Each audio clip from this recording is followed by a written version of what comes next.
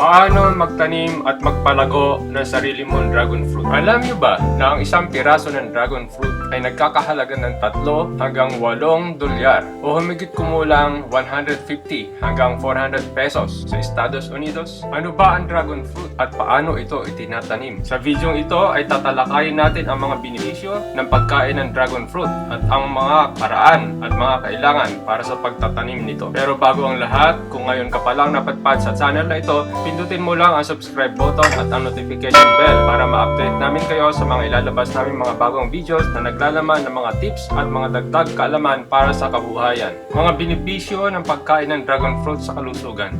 Ang pagkain ng dragon fruit ay nakatutulong sa kalusugan. Mayroon itong mataas na antas ng bitamina na tumutulong para mapunan ang mga pangangailangan sa bitamina upang mapanatili ang isang malusog na sistema sa katawan. Mayaman ito sa vitamin C na nakapagpapalakas ng immune system. Wala itong cholesterol kaya mainam ito sa puso at sa cardiovascular system. Meron din itong carotene na nakatutulong sa paglaban sa cancer. Nakatutulong rin ito sa pagkakaroon ng maayos na metabolismo at digestive system. Ano ang dragon fruit? Ang dragon fruit ay isang uri ng cactus. Ang kaibahan nito sa karamihan ng cactus ay ito ay gumagapang paakyat at nangangailangan ng suporta upang lumago ng maayos. Ito ay isang subtropical na halaman na nangangailangan ng init at halumigmig para lumago ng maayos. Mga kailangan sa pagtatanim.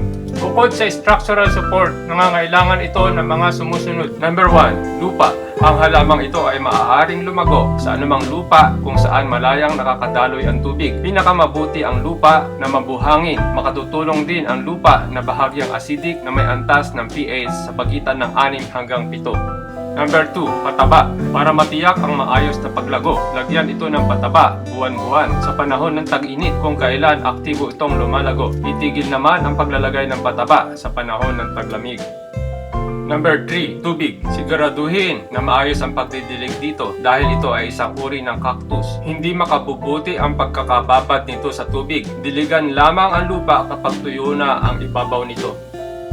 Number 4, liwanag. Ang mga dulo ng halamang ito ay nangangailangan ng liwanag ng sikat ng araw. Bagamat ang puno ay maaaring manatili sa lilim, ang liwanag ng araw ay kailangan upang matiyak ang maayos na pamumulaklak at pamumunga nito. Hindi magiging mabunga ang halamang ito kung hindi ito nasisikatan ng araw.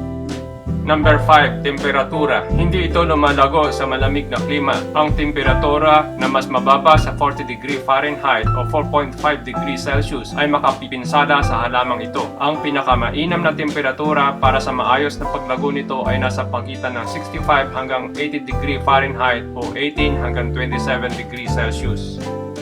Panahon ng pagtatanim. Ang panahon ng pagtatanim ng halamang ito ay sa panahon ng tag-init kung kailan mabilis itong lumalago. Hindi ito lumalago sa malamig na panahon. Ang bulaklak nito ay tumatagal lamang ng isang araw o gabi. Subalit pagkatapos ng pamumulaklak, ang prutas nito ay nagsisimula ng mabuo. Ang isang halaman nito ay maaaring mamunga taon-taon sa loob ng 20 hanggang 30 taon. Pagtatanim gamit ang binhi. Maaaring itanim ito galing sa mga binhi na galing mismo sa prutas. Hatiin ang prutas at i-scoop ang mga binhi. Ihiwalay ang binhi sa laman, hugasan mabuti at patuyuin magdamag. Mababaw na ipunla ang mga binhi sa lupa sa loob ng isang germinating tray. Siguruhin na ang lupa ay mamasa-masa. Pagkatapos ay takpan ito ng plastic hanggang tumubo ang mga binhi. Umaabot na mga 15 araw ang pagtubo ng mga binhi. Kapag tumubo na sila, pwede na silang ilipat sa mas malaking palayok o sa isang permanenteng taniman.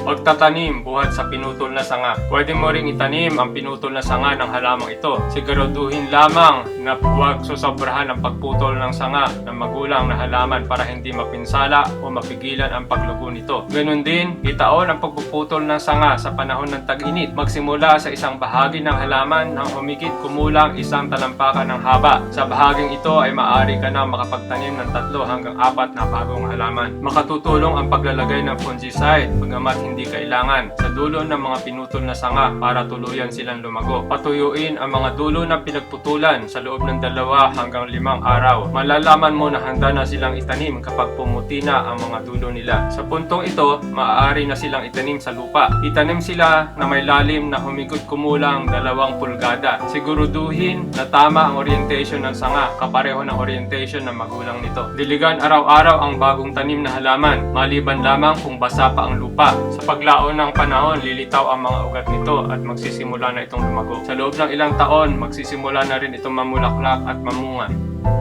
Nauuso ang paghahalaman ngayon. Ngayon na umuuso ang paghahalaman, bakit hindi nating subukang magtanim ng dragon fruit sa ating mga bakuran? Hindi naman sila mahirap alagaan, bagamat totoo na nangangailangan sila ng kaunting pagkalinga upang mamunga ng maayos. Bukod pa sa mga bunga at benepisyong pangkalusugan na ibinibigay nito, nakapagbibigay sila ng magandang tanawin sa iyong bakuran. Bagay na maaari maging punto ng pag-uusap para sa inyong mga panauhin na makakakita nito. Hanggang dito na lamang mga kaibigan. Kung mayroon kayong katanungan, mag-iwan lang kayo ng comments sa ibaba at gagawin namin sa abot ng aming makakaya na sagutin ito. At muli, kung hindi pa kayo nakasubscribe, mag-subscribe na kayo sa channel na ito. Pindutin nyo na rin ang notification bell para ma-update kayo palagi sa aming mga bagong videos. Maraming salamat. Hanggang sa muli.